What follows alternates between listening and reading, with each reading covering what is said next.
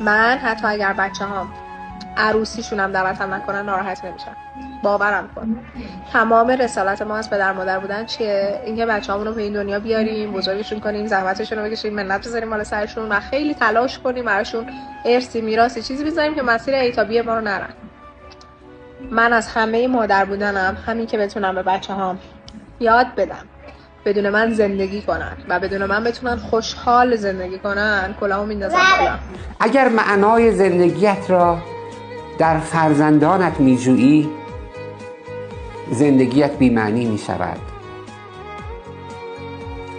اگر میخواهی به موفقیت برسند تا احساس موفقیت کنی، همواره شکست میخوری.